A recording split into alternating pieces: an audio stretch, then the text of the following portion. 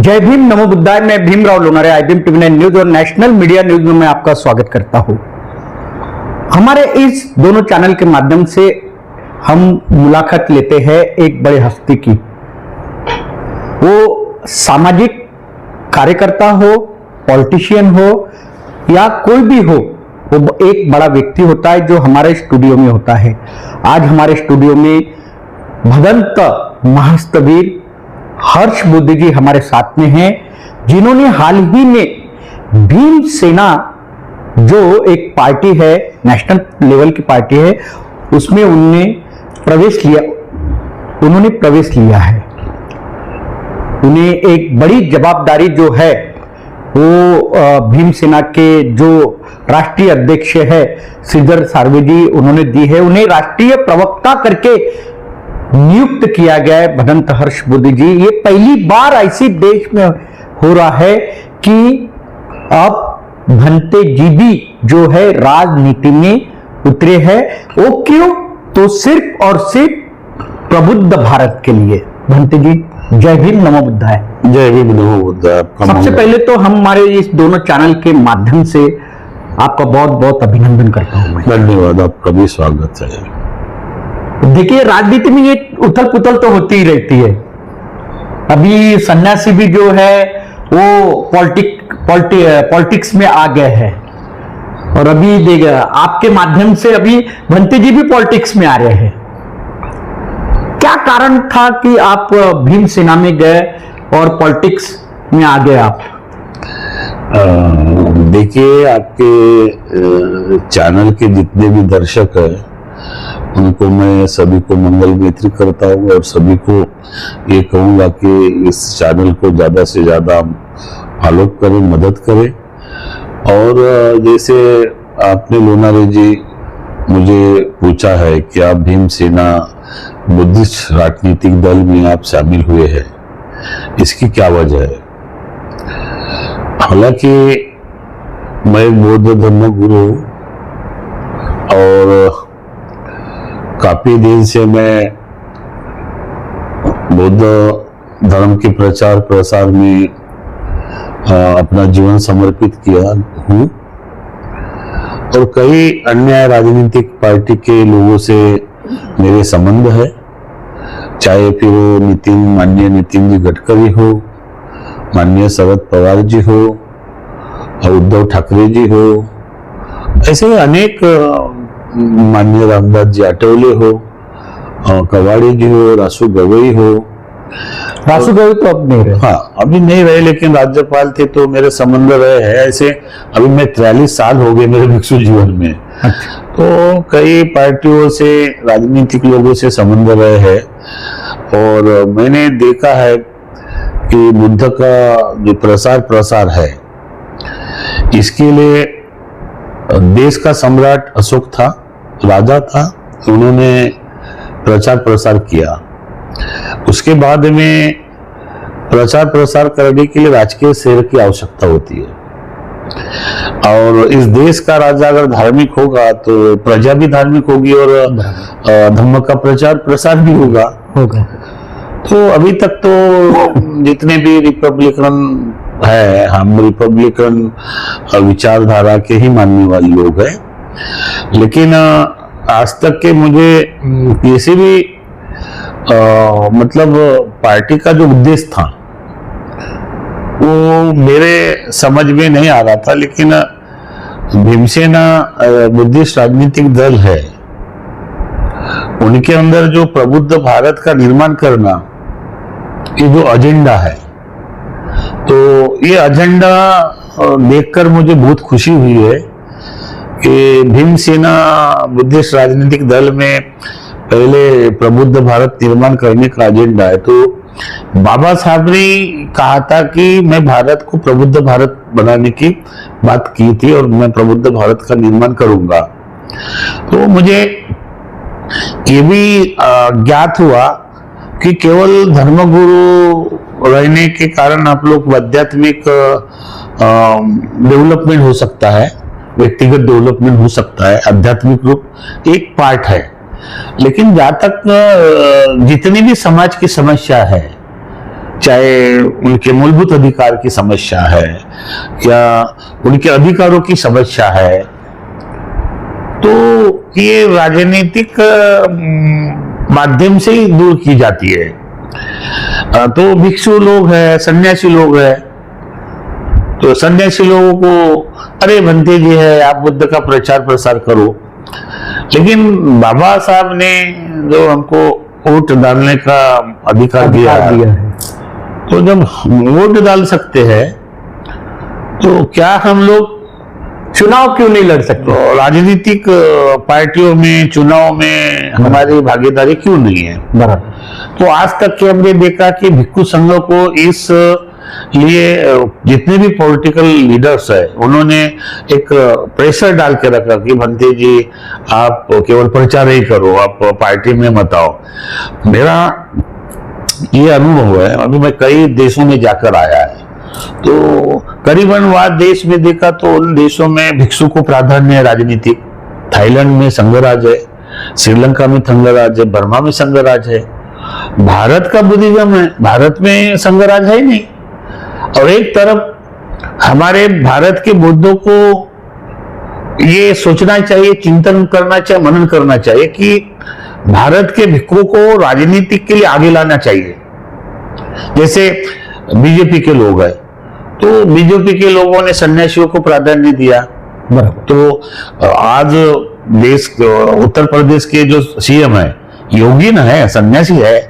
मध्य प्रदेश में उमा भारती मुख्यमंत्री रही है। ऐसे कई सन्यासियों को उन्होंने दिया। अभी प्रज्ञा ठाकुर है, मालेगांव इतना बड़ा कांड होने के बाद भी, तो जेल से रिहा होने के बाद उनको सांसद बनाया। तो हमारे बौद्ध लोगों में मात्र एक ही ऐसी धारणा है कि हम ही राजनीतिक करेंगे, अब हम ही राजनीतिक करेंगे और हम ही धार्मिकता करेंगे। आप देखिए राजनीतिक लोग भी धार्मिकता की बात कर रहे हैं। मेरा मानना था, कई बार मेरी फाइट भी हुई कई राजनीतिक लोगों से, अगर आप राजनीतिक करते तो राजनीतिक बात करो, धर्म की बात मत करो। आप इधर भी काम कर रहे, उधर भी काम कर रहे, आपके लिए तो बंदी नहीं है। नहीं, लेकिन अभी कल जैसे आपने प्रवेश किया तो लोगों का जो बौद्ध, खास करके उपासक उपासिका जो है, उनका देखने का नजरिया आपकी तरफ थोड़ा बदला समान हो गया है। नहीं, ऐसे लगता नहीं आपको? नहीं, मैं मानता हूँ इस बात को कि जो कुछ लोग इस तरह के निगेटिव सोचते हैं, जिनको बुद्धिज्म का नॉलेज नहीं है, डॉक्टर बाबा साहब के जो अधिकार है जिन्होंने दिया कि हम भागीदारी होनी चाहिए। बाबा साहब ने बहुत कुछ कहा कि भिक्षु संघ एक क्रिश्चियन ऑनेस्टी है ना, क्रिश्चियन मिशनरी, उस टाइप हमारा भिक्षु प्रचारक होना चाहिए। इस देश का भिक्षु संगठित होना चाहिए और देश को ही हम लोग चला सकते हैं। अभी मुझे मालूम है, जहां तक मेरा विरोध भी करेंगे और कुछ लोग स्वागत भी करेंगे, लेकिन मैंने जो निर्णय लिया है वो आने वाले भिक्षु संघ के उत्कर्ष के लिए, बुद्ध धम्म के प्रचार के लिए, उत्कर्ष और उत्थान के लिए और भिक्षु संघ का संगठन मजबूत करने के लिए, एक संगठित होने के लिए अभी मैंने जो रास्ता अपनाया, ये हमारे बौद्ध लोग, और ये भी डुप्लीकेट बौद्ध। आप देखिए कि बीजेपी में साधु सन्यासी है, तो उनके लोग उनको नहीं बोल रहे क्या? उनके लोग तो स्वागत कर रहे हैं, फिर हमारे लोग क्यों कर रहे हैं? इसका ये कारण है कि वो ये चाहते हैं कि बुद्ध भिक्षु केवल पुजारी बन के रहे, पुजारी बन के रहे, जबकि डॉक्टर बाबा साहब अम्बेडकर ने कहा कि भिक्षु पर ज्यादा जवाबदारी है, 24 आवर्स वर्कर है। अगर 24 आवर्स काम करने वाला व्यक्ति अगर पॉलिटिक्स में जाता है, किसी जो इसमें जाता है, तो ज्यादा काम करेगा ना समाज हित के लिए।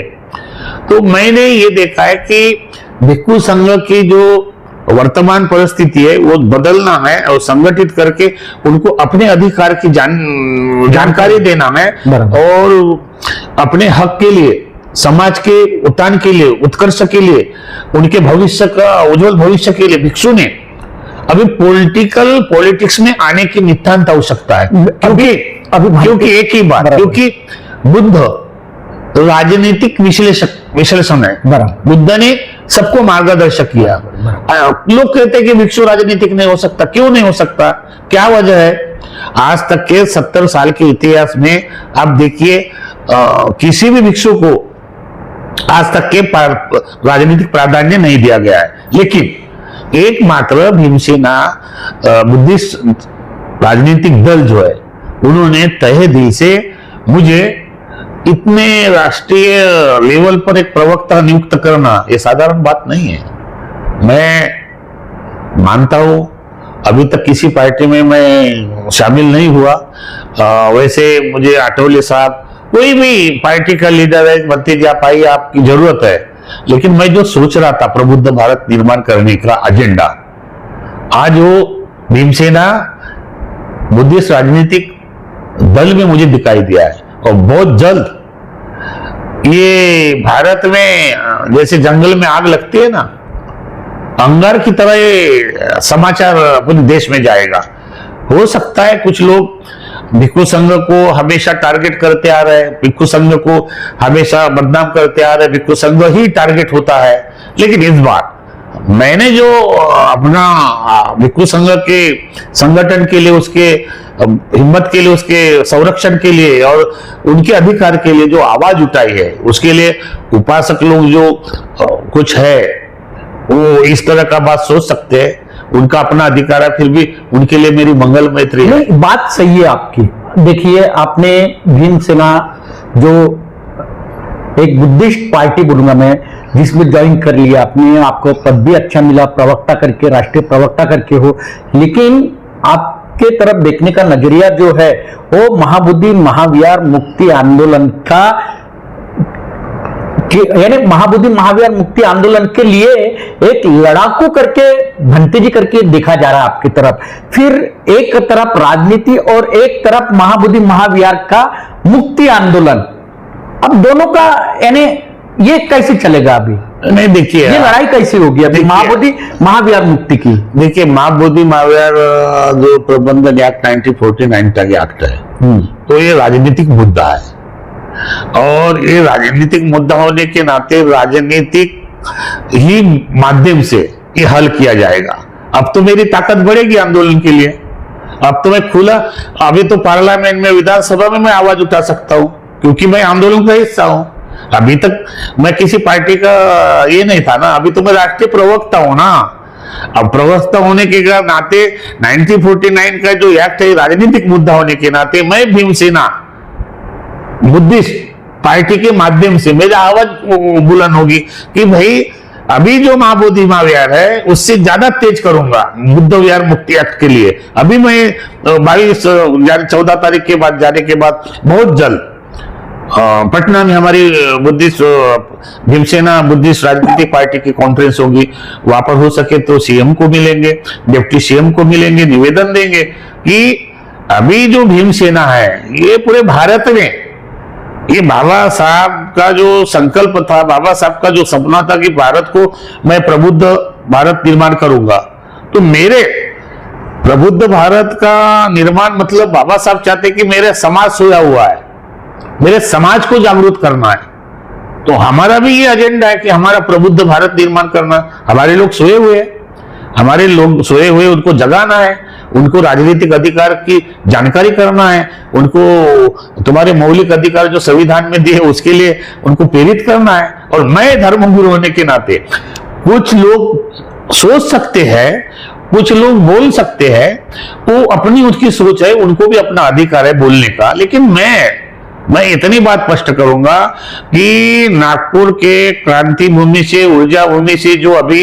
ये चेतना निर्माण हुई है, ये जो नई चर्चा का विषय बन गया है, अभी पूरे देश में कहीं भी चुनाव हो, भिक्षु को ही आगे करने की मेरी प्रयास रहेगा। भिक्षु को ही आगे करना है, चाहे फिर वो लेकिन आपका विरोध हो सकता है, जैसे को पूरे देश में, जैसे आपने बोल दिए कि आप भिक्षु को बोलेंगे तो कोई भिक्षु आपका विरोध भी कर सकता है। जो देखो, जिस भिक्षु को ये पता नहीं है कि हमारे मौलिक अधिकार क्या है, क्या चिवर पहनने से प्रचार प्रसार हो रहा है। अभी बाबा साहब के धर्मांतर के बाद कहाँ खड़े हैं हम लोग।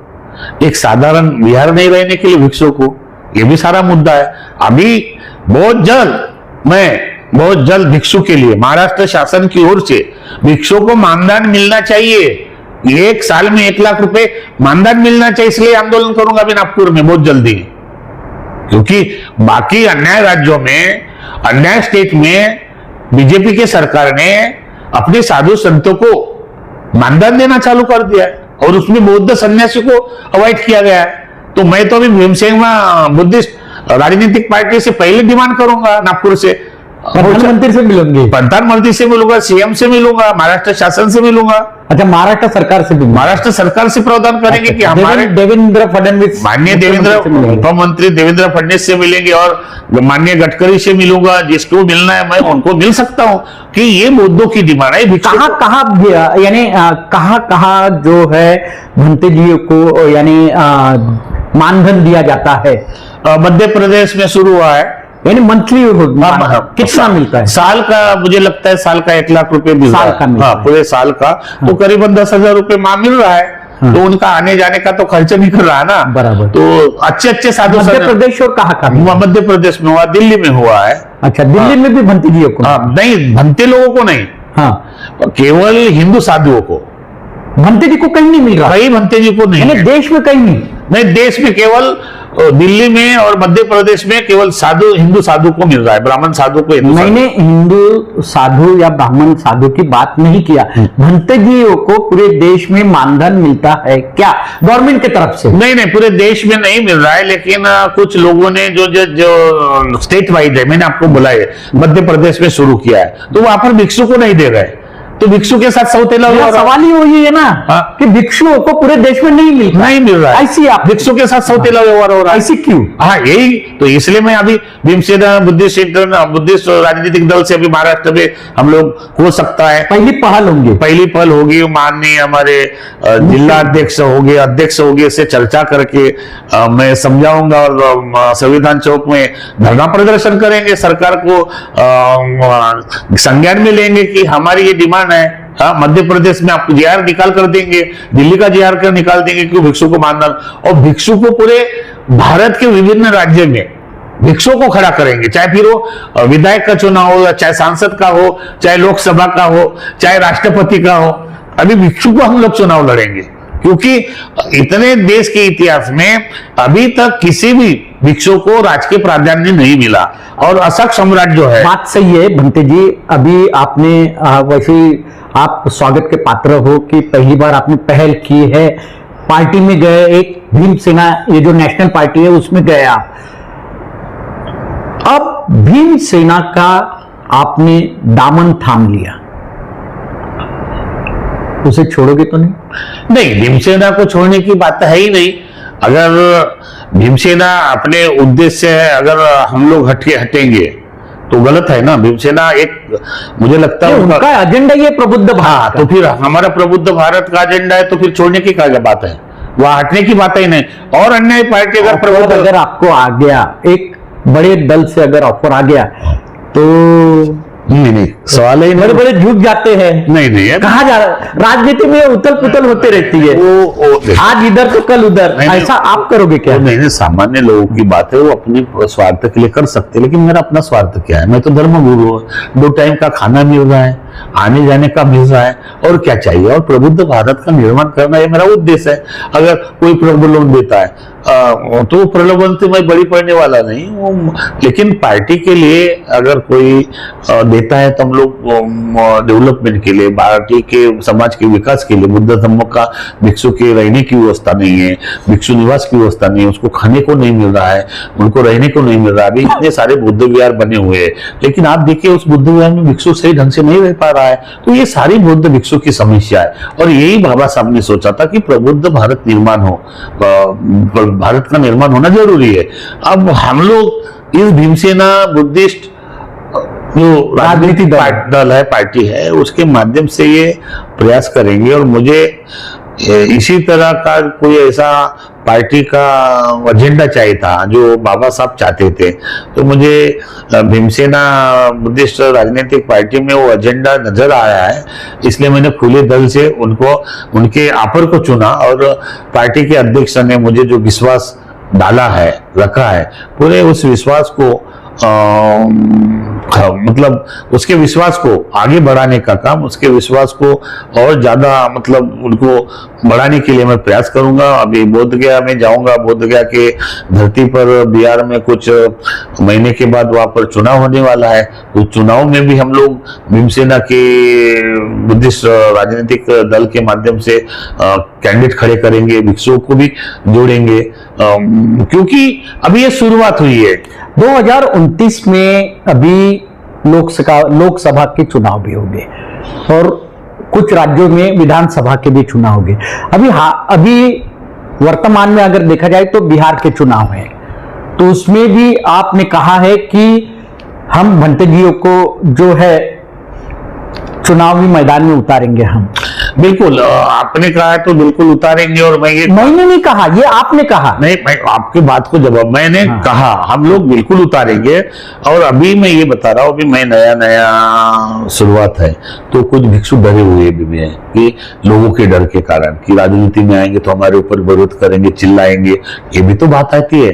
तो सारे भिक्षु लीडर नहीं है, और धीरे धीरे भिक्षु के मन में कहीं ना कहीं पॉलिटिकल का व्यू है, जाना चाहिए, लेकिन समाज क्या बोलेगा, लोग हमको टारगेट करते, हिम्मत नहीं है। लेकिन हमने जो प्रयास किया है, हमको जितना मालूम है, हम भिक्षु को कैडर करके जोड़ेंगे और उनको समझाएंगे कि आप भी एक देश के नागरिक है, भारतीय है, और बाबा साहब ने तुमको एक मत डालने का अधिकार दिया है, तो आप अपने अधिकार के लिए, अपने विकास के लिए, समाज के हित के लिए, उनके जो भी और बहुत अधिकार है। मैं एक बात आपको बता दूं कि जब तक आप सांसद नहीं बनोगे, संसद में नहीं जाओगे, विधान भवन में नहीं जाओगे, तब तक आपकी बात कोई सरकार सुनेगी नहीं। इसलिए राजनीति में उतरना जरूरी है। वो भंते जी, आपने बहुत अच्छा कदम उठाया है।